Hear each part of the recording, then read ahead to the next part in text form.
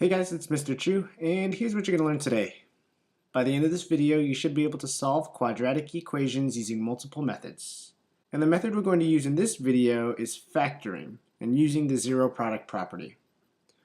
So, similar to the last problems, we're going to go ahead and list out our a, b, and c value first. Then, we're going to multiply a and c together. So in this case, we have 5 times 6, which gives us 30. And we're looking for two numbers that multiply to 30, that add up to our b term, which in this case is 31. So we can go ahead and make a list.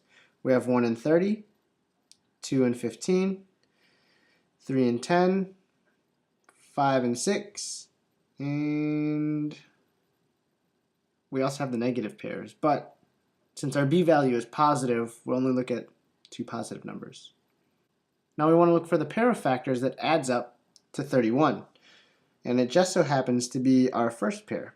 1 plus 30 gives us 31. So we'll go ahead and rewrite our equation as 5n squared plus 1n plus 30n plus 6 equals 0. Next, we'll look at the left two terms and the right two terms and factor out something that they each have in common.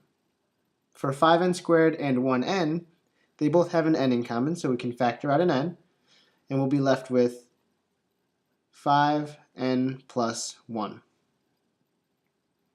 Now for 30n and 6, notice that they're both divisible by 6. So we'll have 6 times quantity 5n plus 1.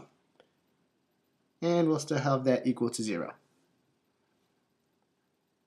Note that we have a 5n plus 1 and a 5n plus 1 in common between both terms. So that is actually going to be our first factor.